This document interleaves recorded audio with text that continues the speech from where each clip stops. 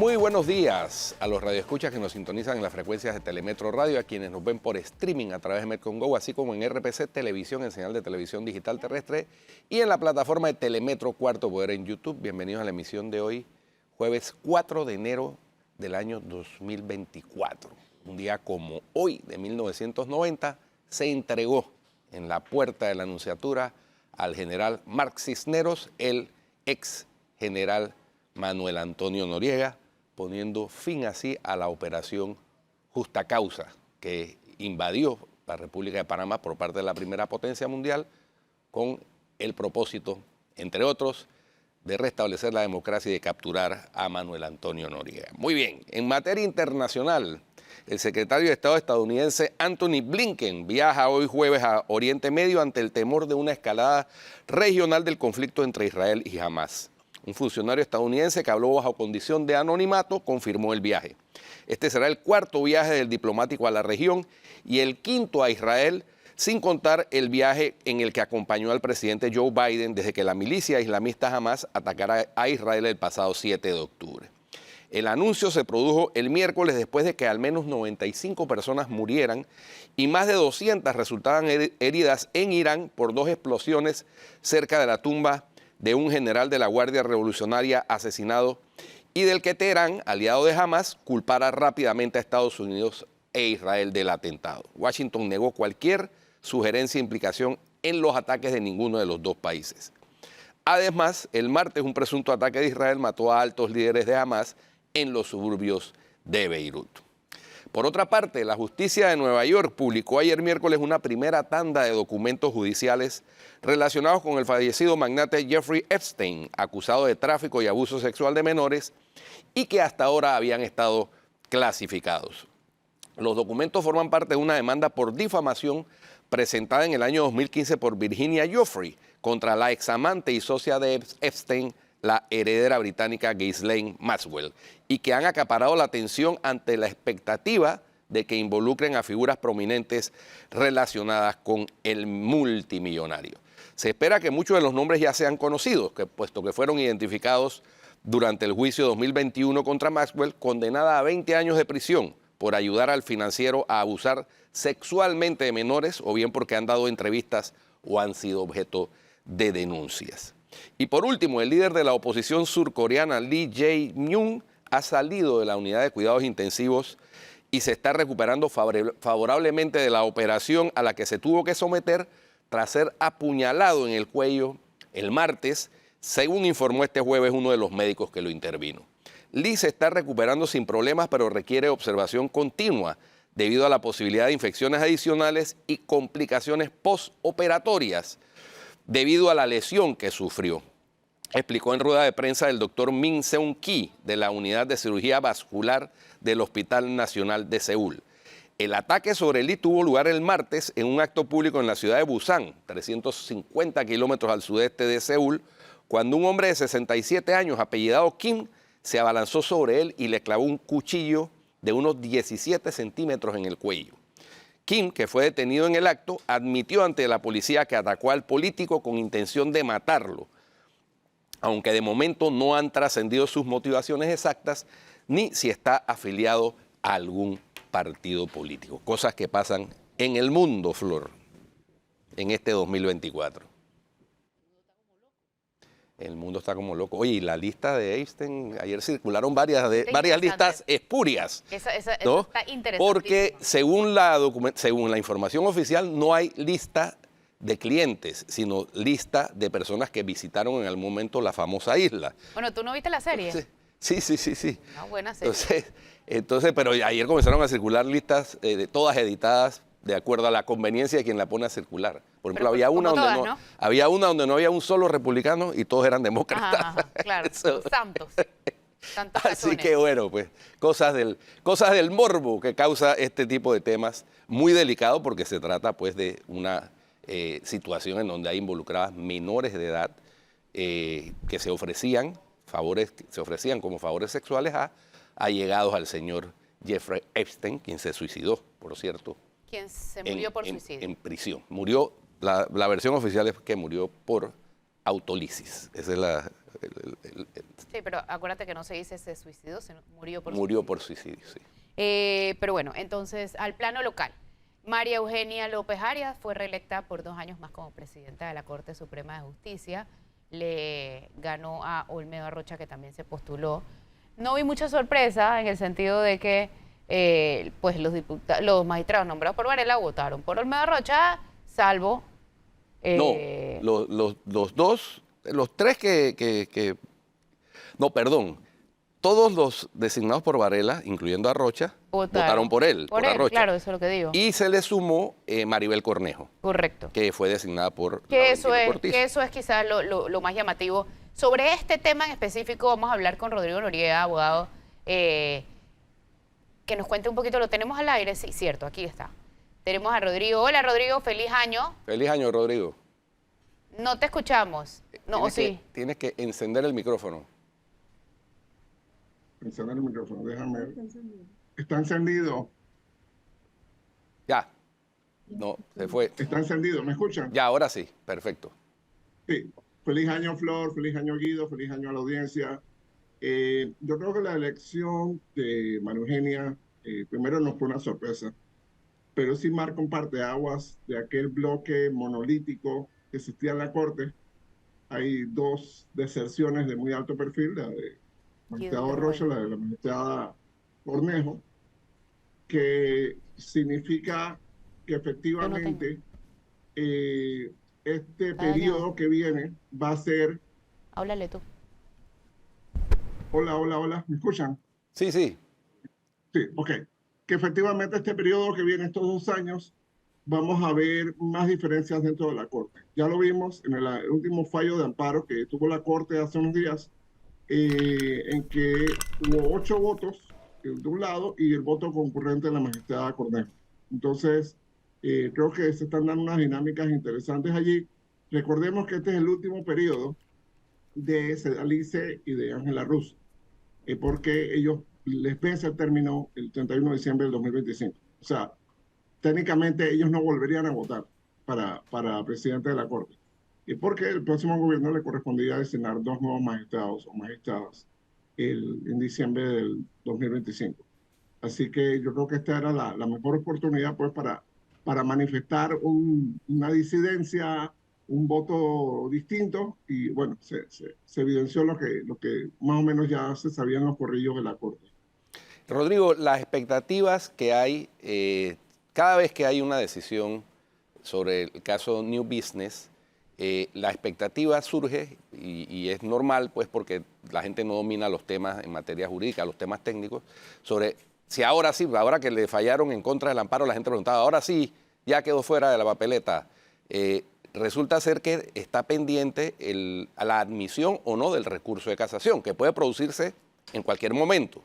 Para eso no hay un término específico. ¿Nos puedes profundizar un poquito más sobre el tema? Tomando en cuenta que el claro 27 que sí. cerró el plazo.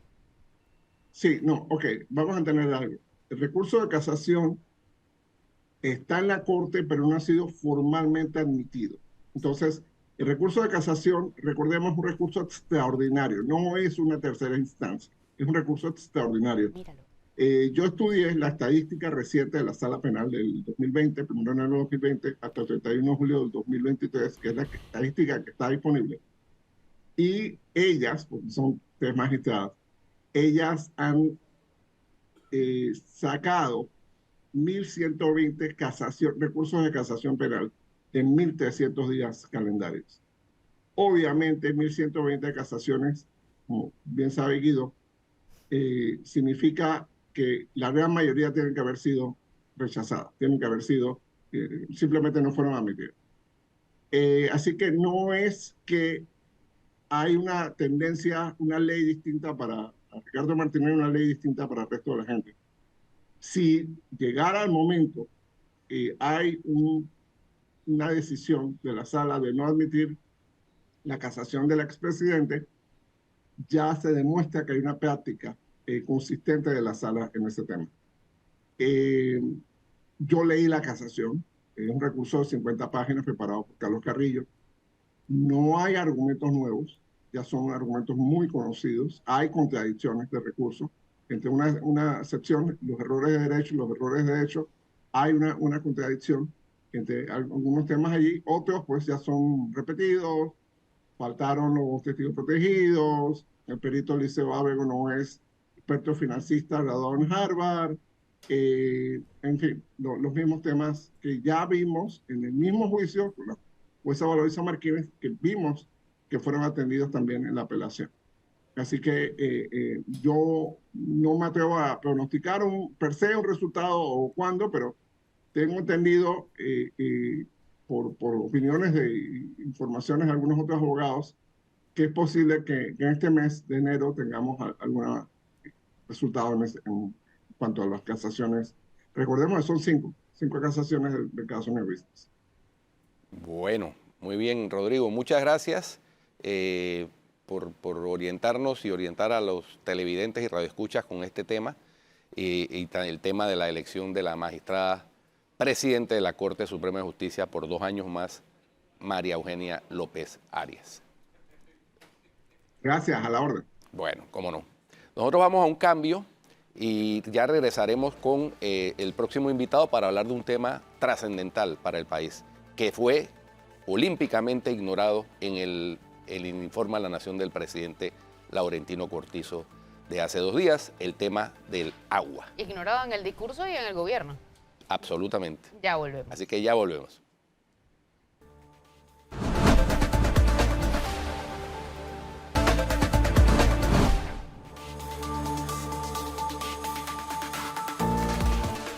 Bueno, ya estamos de regreso con más. Bienvenido, señor Hugo Famanía. Muchísimas Hugo gracias. Famanía, bateador emergente, 4º bate aquí presente. Ese es el honor que usted siempre me designa. Por favor. ¿Y de qué estamos hablando hoy?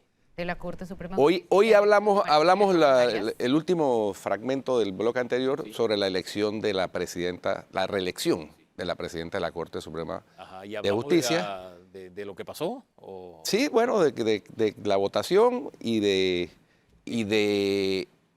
Rodrigo Noriega nos decía pues que marca un parteaguas Sí. esa decisión tomada Se ayer. notó a Olmedo Rocha un poquito incómodo, ¿no? Se notaba incómodo, era evidente. Y creo que no solamente por el hecho de haber perdido, sino que hay un secreto a voces de que a él le correspondía, por decirlo de alguna forma. Y esta es una noticia que uno toma... El digamos, acuerdo no escrito. sí, esos acuerdos no escritos y que nos plantean la posibilidad, y Dios quiera que no sea así, de que de ahora en adelante haya las calle arriba y calle abajo, los 2 equipos que siempre hemos visto en la Corte Suprema. Y Dios quiera que no sea de esa manera, porque de alguna forma lo importante es que se mantenga eso que hemos logrado en estos últimos años bajo la presidencia de la magistrada López, ¿no? Pero evidentemente pasó algo.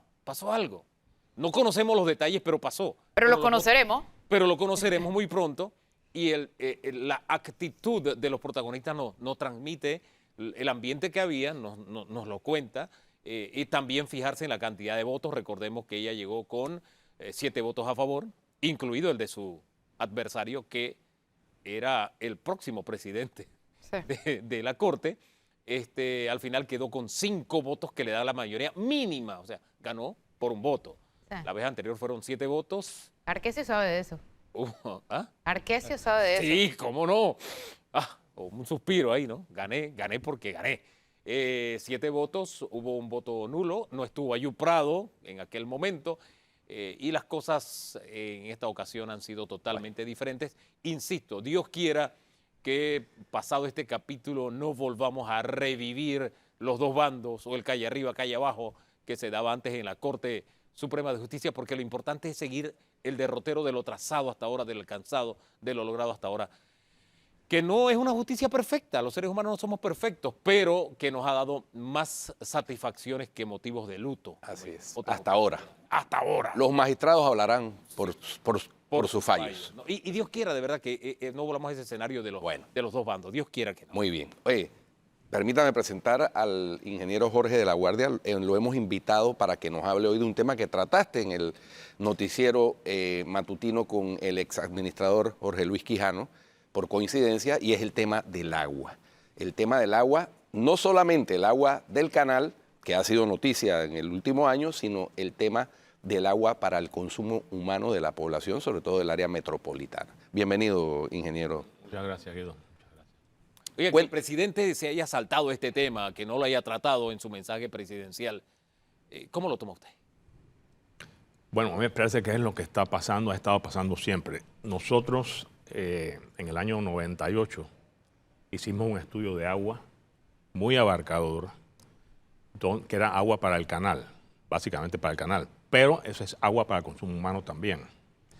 O sea, esa propuesta que se hizo en esa época, en el 98-99, que se tradujo en la Ley 44, que fue incluir en el área del canal, o sea, la cuenca del canal, esos proyectos que salieron. Era la primera vez que se buscaba proyectos de agua bastante fuera de la cuenca del canal del río Chagres, que fueron el río Indio, el río Caño Sucio, el río Coclé del Norte.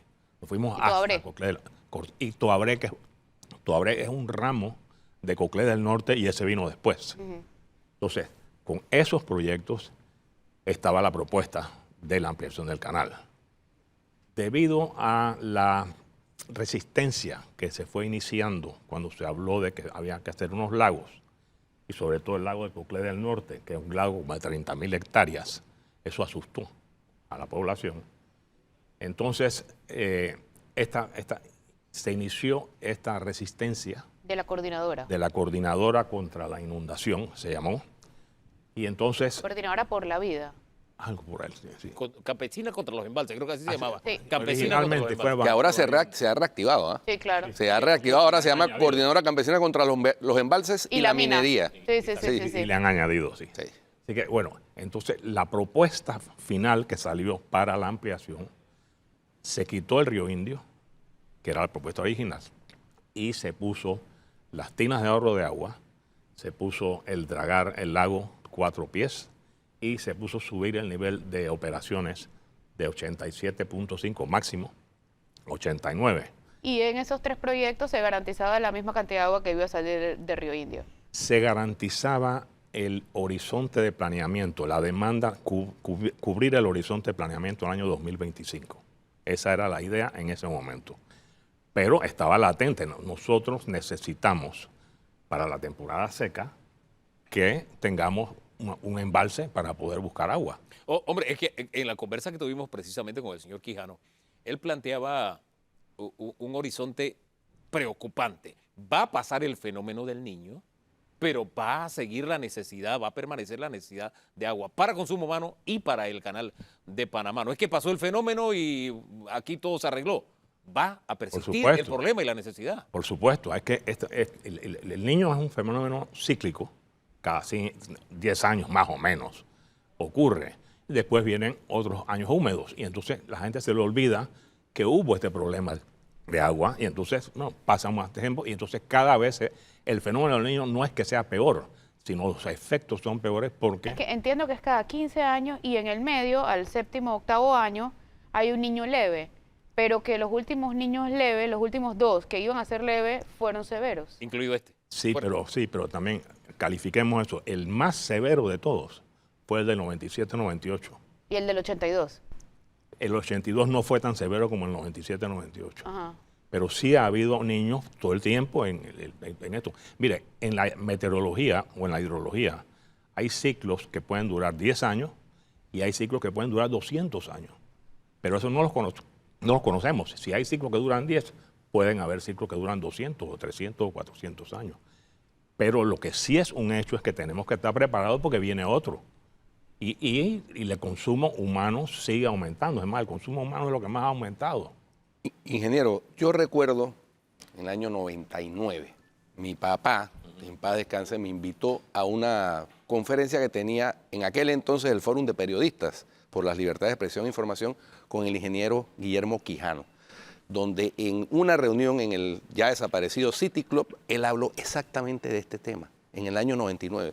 El consumo humano está creciendo porque está creciendo la población hacia Panamá Oeste, hacia Panamá Este, hacia Panamá Norte, y vamos a tener que recurrir a nuevas fuentes de almacenamiento de agua, porque agua en Panamá sigue habiendo. O sea, aquí sigue lloviendo 9 meses, 8 meses, pero sigue lloviendo, sigue siendo un país húmedo, tropical, donde llueve mucho en comparación con otras partes del mundo. Pero si no tenemos capacidad de almacenamiento de esa agua, para el tiempo en que no llueve, entonces tenemos el grave problema, sin hablar pues del otro elemento adicional que es el desperdicio ya del agua potable por la pérdida en las tuberías.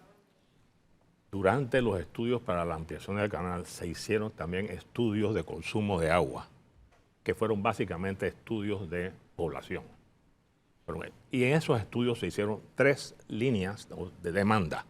La demanda más probable, la demanda más crítica y la demanda menos crítica. Pero hasta el 2025 iba a durar y duró hasta el 2013. Y resulta que la demanda más crítica, lo que habíamos supuesto como la demanda máxima que podíamos esperar, ha sido superada. Ha sido muy superada. ¿Por qué? Pero superada a la mitad del tiempo. Porque tenemos el problema de la cantidad de pérdidas que hay en el sistema de agua potable. La solución. Ahí entra entonces el IDAN. Entra el IDAN y entra toda una serie de circunstancias. Miren, la solución, cuando estábamos haciendo esos estudios, fuimos al IDAN y lo que encontramos en el IDAN como solución era el remedio que tenían, era tapar todas las fugas. Que realmente, si usted ve en el verano, en la temporada seca, usted ve la cantidad de parches verdes que se ven en todas partes, son tuberías subterráneas que están rotas y que mantienen el agua verde, mantienen la tierra verde, la hierba verde. Entonces, iban a tapar todos esos huecos. No se ha hecho. El IDAN tiene graves problemas. Nosotros tenemos en el IDAN unas pérdidas arriba del 50%, que se llaman pérdidas técnicas o no técnicas, que son escapes de agua, que no se facturan, pero que se producen. Entonces, la solución más sencilla es construir una planta y no tapar todos los huecos, reparar todas las tuberías. Ahora, ¿cuál es la solución para ese problema de redes y distribución? Porque a través de diferentes gobiernos han venido diferentes empresas, distintas empresas, han pasado por acá, supuestamente con planes que nos llevarían a corregir este problema.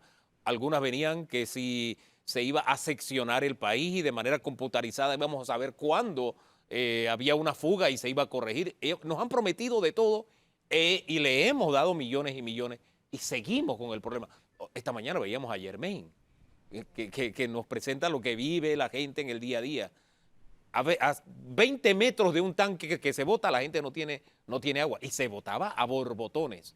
Y después de la denuncia se pudo arreglar. Es decir, el problema de fuga y de desperdicio de agua se puede arreglar. Pero a través de los años ha sido el mismo y perdemos el 50% del agua que producimos. O sea que y entonces este año le reducen 55 millones en el presupuesto al IDAN.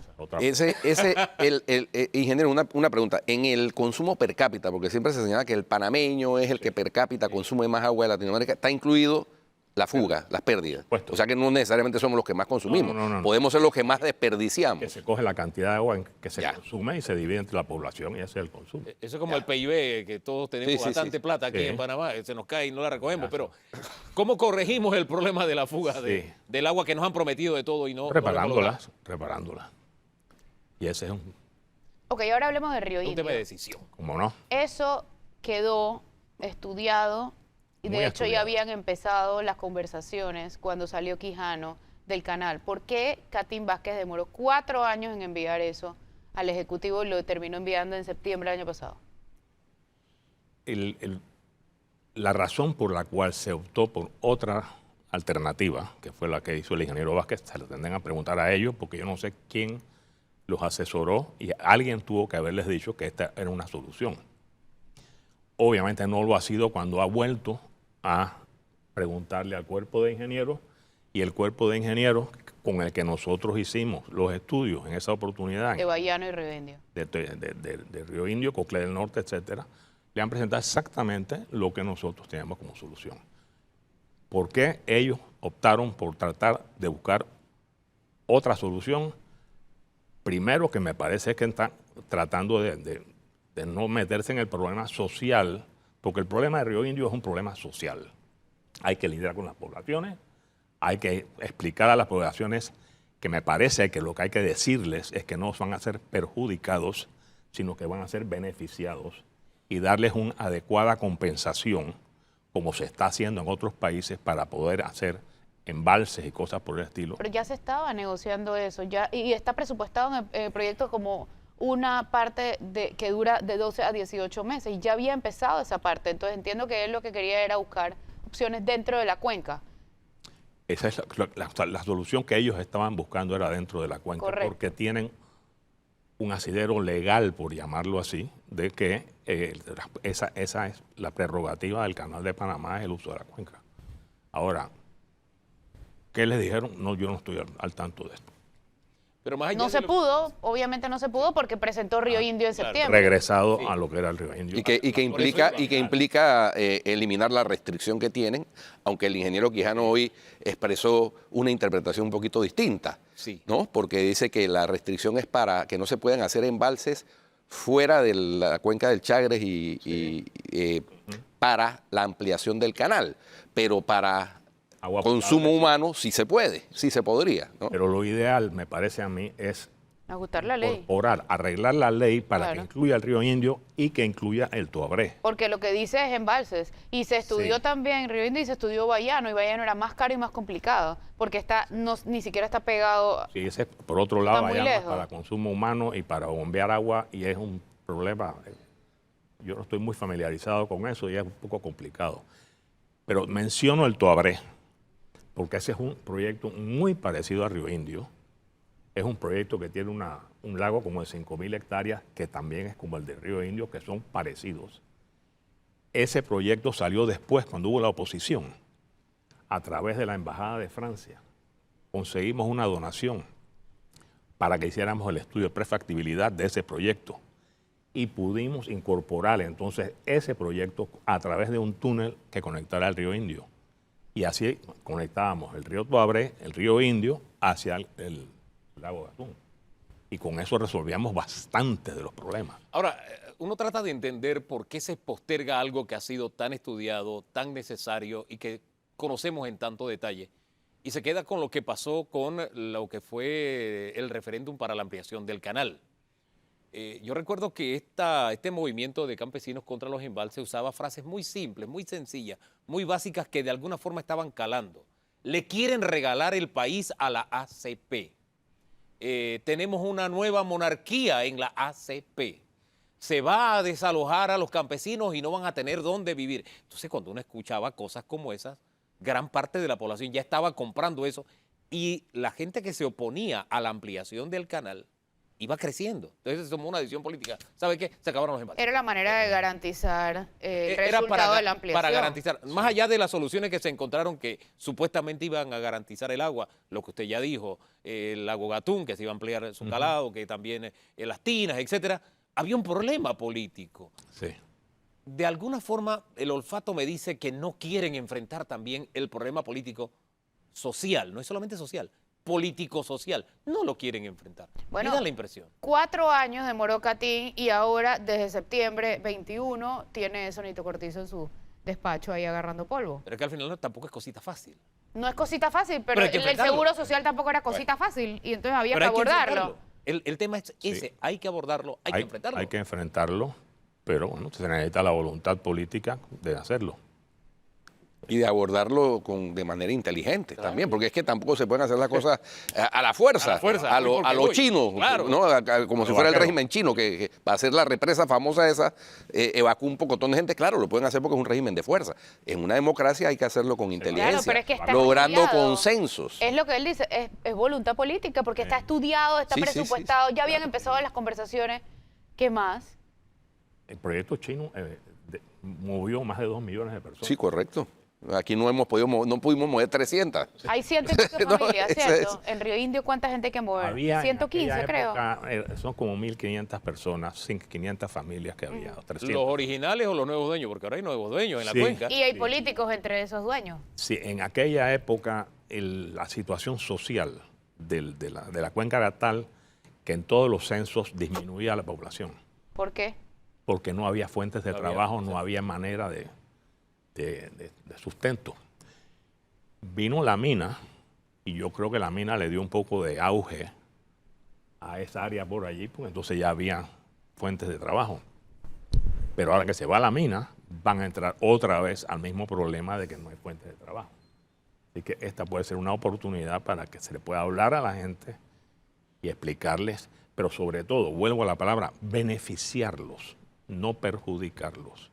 Y beneficiarlos significa que salgan mucho mejor librados de lo que están en este momento. ¿Cómo saldrían mejor librados? Tienes que hacerles, primero, una compensación adecuada. Segundo, darles trabajo, porque ¿quién cuida la cuenca? Eso se puede organizar de manera tal que la cuenca la cuiden ellos mismos y que tienen trabajo en eso. Que le represente ingresos, claro. Y que se les paguen su seguro social, les paguen todas sus prestaciones y pasan de donde están, en una situación marginal a una situación mucho mejor. Ahora, no es una cuenca solamente de campesinos ahora, no entraremos en un mercado especulativo donde algunos querrán ganar más. Ese problema que tú has mencionado ya pasó. Por eso, cuando estábamos haciendo los estudios, nos dijeron, hagan un censo inmediatamente de las personas que viven allí.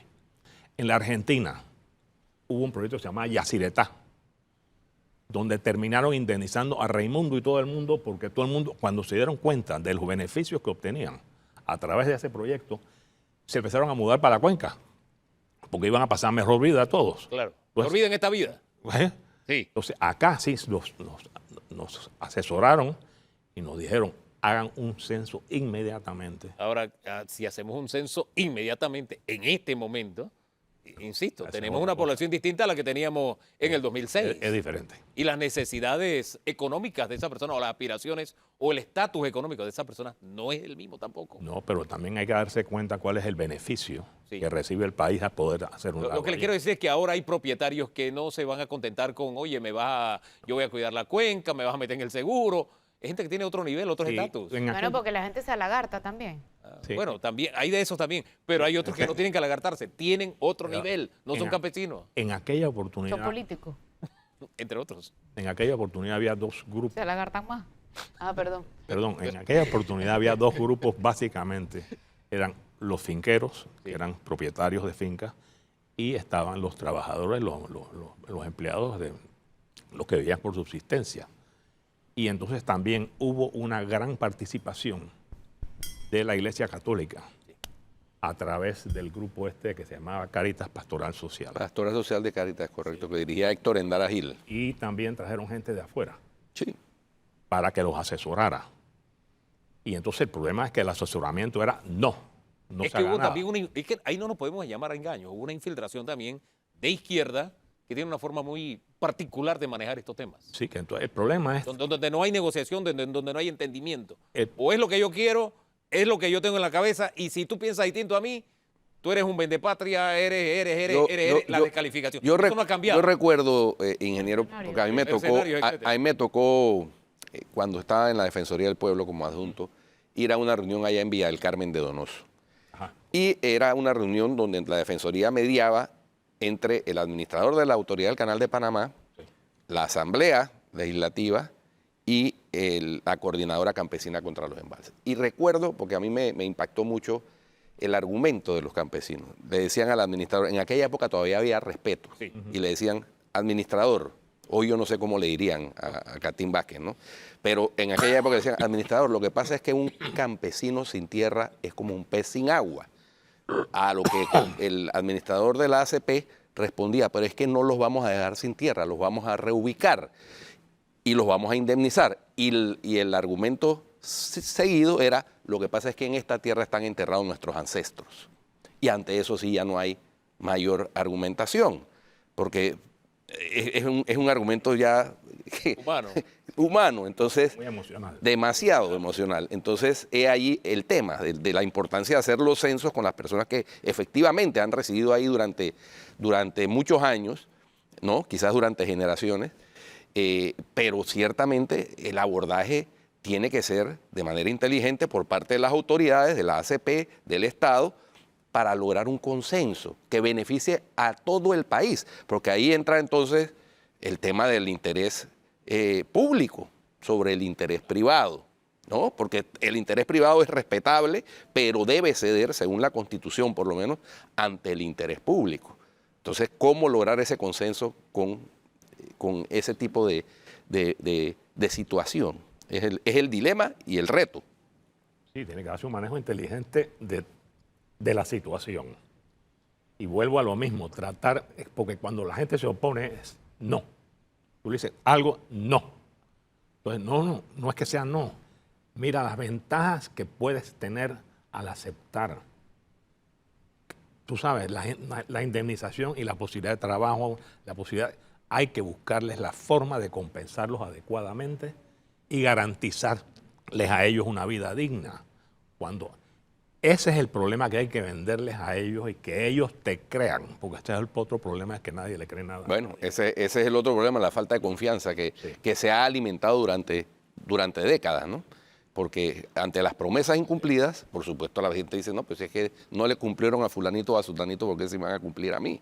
Ese es un problema en donde estamos metidos. ¿Quién debe tomar la bandera, la iniciativa? ¿El canal o el Ejecutivo? A mí me parece que el problema lo tiene el Ejecutivo, es el que debe tomar la batuta, porque legalmente el canal no está facultado para hacerlo. Si le van a pasar el muerto, ese es otro problema.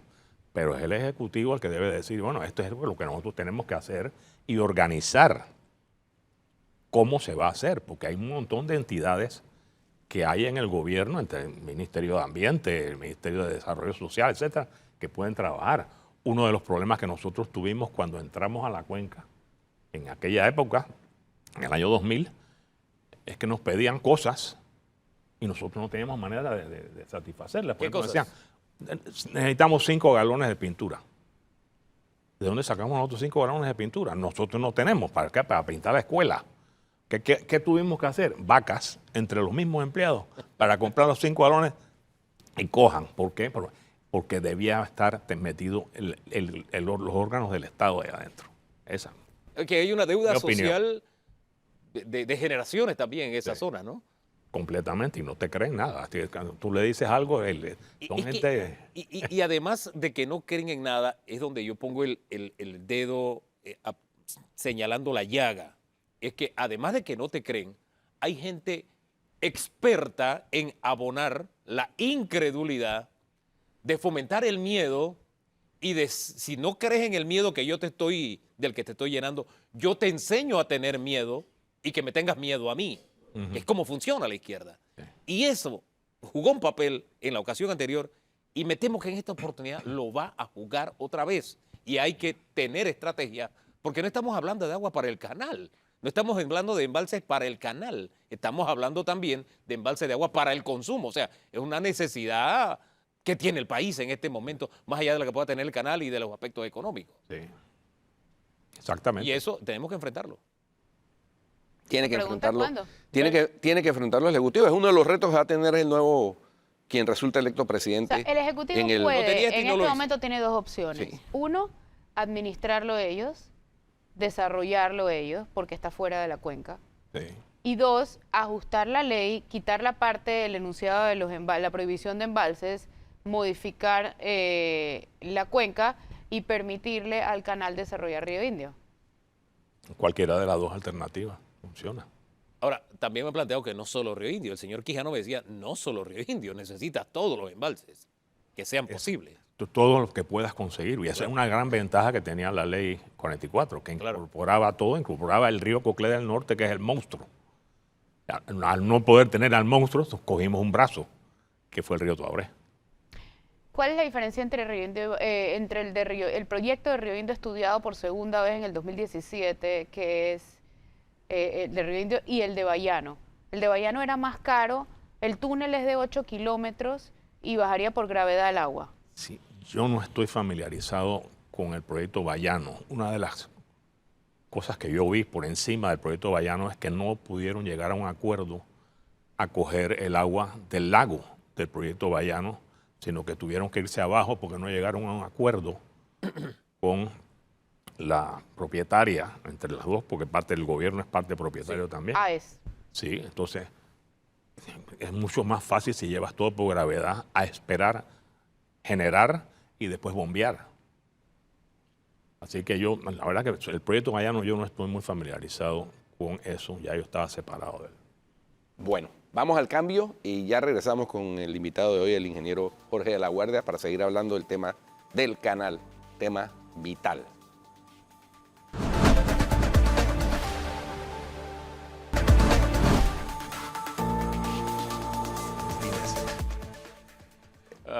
señores, estamos de vuelta. Estamos de regreso con el ingeniero Jorge de la Guardia. Oye, ingeniero, el tema del mantenimiento de todas estas infraestructuras que tienen que ver con embalses, porque esa es una de las críticas que hacen los grupos ambientalistas, que dice que aparte de que el embalse interrumpe o transforma el ámbito de la naturaleza, requiere también de algún tipo de mantenimiento, y en el Estado panameño, volvemos al tema, no estamos preparados suficientemente para que el Estado supervise adecuadamente este tipo de labores de mantenimiento para evitar desastres. El mantenimiento de un embalse básicamente es mantener cualquiera de las presas auxiliares que se hayan hecho alrededor. Ese es el mantenimiento. No existe ningún otro problema de mantenimiento como tal. Existe el transporte de sedimento, que es un problema que se le tiene que dejar cuando se diseña la presa, a la parte de abajo, se le deja un volumen que se denomina volumen muerto, y es precisamente para almacenar todo este material que va a estar almacenándose durante la vida útil del embalse. De manera que no hay problemas de mantenimiento como tal cuando tú tienes un embalse. Se dicen muchas cosas sobre por ejemplo, hacían una analogía en que hacer una presa para hacer un embalse es como que tú se cierres el conducto de sangre. Entonces eso va en contra de la naturaleza. Se ha probado a través del tiempo que tú encuentras formas, por ejemplo, donde antes había agricultura o no había casi agricultura, ahora puedes tener pesca, actividades de pesca, puedes tener ese tipo de cosas que se están dando, gracias a Dios. Pero hablar del mantenimiento del embalse como tal, como una responsabilidad no atendida, yo creo que no es correcto. Tal vez se hace referencia al tema del dragado, porque la acumulación con la deforestación que tenemos en Panamá también genera un problema, ha generado problemas en muchos embalses. Bueno, por eso le dije que se deja un embalse que se llama embalse muerto en la parte de abajo. En ocasiones ha habido alguna otra persona que dice hay que dragar el lago Alajuela. No, el lago Alajuela tiene cantidad de embalse muerto todavía, no ha llegado todavía. No ha llegado a su nivel de... El sedimento no ha llegado cerquita, ni cerca de todo el almacenamiento que tiene. El lago Gatún, por ejemplo, tiene cantidad de embalse muerto abajo. Tienen todas las madres viejas que tienen los ríos por ahí, que eso está sanito, ¿no? Ha llegado muy poco sedimento. El sedimento generalmente se deposita en la parte de arriba del embalse, donde viene el río bajando, porque ahí vienen las piedras y cosas, y entonces una vez que llega al lago, paran, y entonces ya no hay manera, ya no hay corriente que la lleve hacia adelante. Y todo ese embalse muerto que está pegado a la presa no se ocupa. Dice, hay cantidad de espacio en las presas que nosotros que hemos visto, que incluye Fortuna, incluye Bayano, el Gatún, etcétera. ¿Qué panorama nos aguarda si no abordamos este tema como debe ser, inteligentemente, como se ha expuesto sobre Vamos a tener muchos problemas, lo que estamos viviendo ahora, pero acentuado. Claro. A raíz del cambio climático que existe, dicho sea de paso, se exacerba los efectos del cambio climático. Por ejemplo, las sequías se vuelven más secas, redundante, pero es así. Las temporadas, las tormentas que ocurren se vuelven mayores porque no hay manera, primero porque llueve mucho más duro, y segundo, con la deforestación se ha quitado la manera, o sea, lo que es la naturaleza para retener el agua que va para el río, desaparece. Entonces toda el agua va para el río. Entonces las crecidas que hay en los ríos son mucho mayores. Entonces, si esto se da, entonces, ¿qué pasa? Las sequías se hacen mayores, y si no hay embalse, no hay donde almacenar el agua que está ocurriendo durante la temporada lluviosa. Entonces todo se va a poner mucho peor. Entonces, por eso es que estábamos mencionando que los niños, a pesar de no ser tan severos como los niños anteriores, por ejemplo, los efectos son mucho mayores, porque precisamente no hay donde almacenar el agua. Otro de los temas que he escuchado de labios de algunos conservacionistas es que cuando tienes los embalses se da el problema de la humedad, el reflejo del sol, la mayor evaporación, que eso te cambia toda la biodiversidad en el área y demás.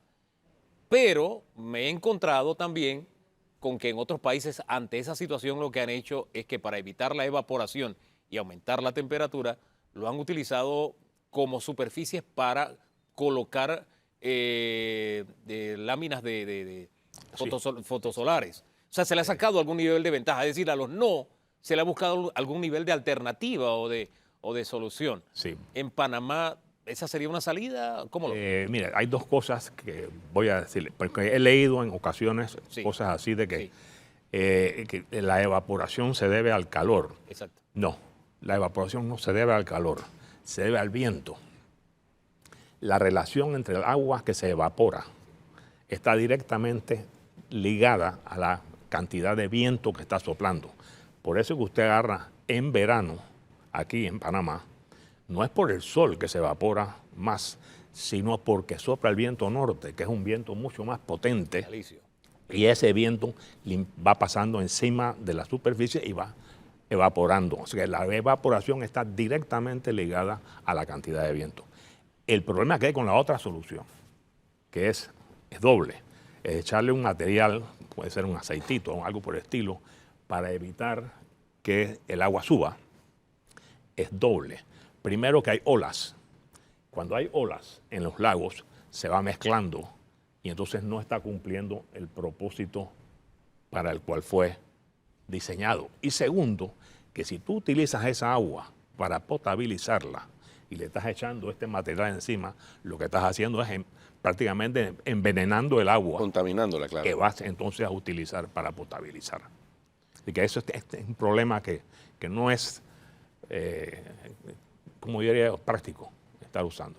Oiga, otra de las cuestiones que he escuchado por ahí, se lo he escuchado a gente incluso que trabajan en la Autoridad del Canal de Panamá, es que el lago Gatún ya está salado, que deberíamos usar como alternativa el agua de mar. Bueno, me voy a explayar un poquito en ese tema porque cuando hicimos los estudios de ampliación, se contrataron a dos compañías, una Delft Hydraulics y la otra el Danish Hydraulic Institute, que eran mundialmente reconocidas como las autoridades en todos estos temas. Esta gente encontró, el Delft Hydraulics hizo todos los estudios para ver de dónde estaba llegando la sal al lago Gatún y cuánta sal había en el lago Gatún. ¿Estamos hablando del año? No, el año 99, el año 2000, 2002, 2003. Salinidad en aquellos años. En aquella época. Sí, ok. Bien. Entonces, encontraron que el lago Gatún tenía una cantidad mínima de sal. Y la razón era que en el esclusaje, el primer esclusaje es agua salada. En el segundo esclusaje, el agua es semisalada y por eso se saló el lago Miraflores. En el tercer escalón desaparece completamente la sal, básicamente, a tal punto que había la discusión de si la poca sal que había en el lago Gatún se debía al agua que venía del mar o al agua que aportaban los ríos, porque los ríos son los que aportan la sal al mar. Entonces, el agua del mar baja de los ríos. Entonces, de esas conversaciones conseguimos que viniera el Danish Hydraulic Institute y nos hiciera una evaluación independiente. Llámese independiente a que no se pueden hablar entre ellas, porque uno no puede ponerlos a hablar, porque si los pones a hablar uno convence al otro. Entonces, el Danish Hydraulic Institute nos dijo que el estudio que había hecho Delft era un estudio bastante conservador, que no había tomado en cuenta que incluso que si entraba sal al lago, se iba a depositar en las madres viejas porque era agua más densa y se iba a bajar. Y una analogía que yo hago sobre este tema, porque el tema de la sal es en la cruza del Pacífico. ¿Por qué? O sea, hago la analogía. El lago Gatún es un globo y tiene un hilito que es el corte Culebra. Y entonces, a través del corte Culebra es que está entrando un poquito de sal. Entra la sal que entra a las esclusas. Y entonces, allí es donde viene que una que otra persona en Paraíso dice, yo estoy sintiendo el agua con un sabor diferente, cuando no ha llegado todavía al nivel que consideramos de agua salada. Entonces, al subir la toma de agua arriba a Gamboa, ya entonces van a estar las dos tomas, la de Agua Clara y la de Monte Esperanza y la de acá de Gamboa en el lago, y debe completamente o bajarse cantidad todo lo que sea la intrusión salina o el sentimiento de intrusión salina. Incluso en Gamboa se puede poner la toma en el río Chagres, que viene bajando de Alajuela, y ahí sí no hay No hay posibilidad de sal. O sea que descartado usar agua de mar para completamente. suplir. Completamente descartado. Eso sería un suicidio, porque tú lo que vas a hacer es salar el agua de atún que vas a tratar de potabilizar. Claro. Sí, no tiene sentido. Pero, ok, ya casi nos tenemos que ir, pero el agua sigue siendo de la misma calidad que hace unos años. Sí, como no, el agua potabilizada. Porque mira, el agua que se está potabilizando arriba en Alajuelas es la gran mayoría. Entonces la parte de abajo es en Monte Esperanza. Monte Esperanza está potabilizando una cantidad de agua. Entonces está Miraflores, que es donde hay quejas, pero no son sustentables por cifras de gente que dice que le sabe, el agua le sabe raro, que es por la sal, probablemente. Por eso pregunto. Sí, pero es cuando el agua, dice, si el agua está tibia, el agua está a temperatura ambiente, si el agua está fría no se le siente. Por lo menos esa era la queja que había cuando yo estuve. Bueno, muy bien. Se nos acabó el tiempo. Muchas gracias, ingeniero Jorge de la Guardia, por haber atendido nuestra invitación a participar en este programa el día de hoy. Si usted sigue en Telemetro Radio, siga con El Brunch y en RPC Televisión la retransmisión de Calle 7. Hasta mañana. Bendiciones.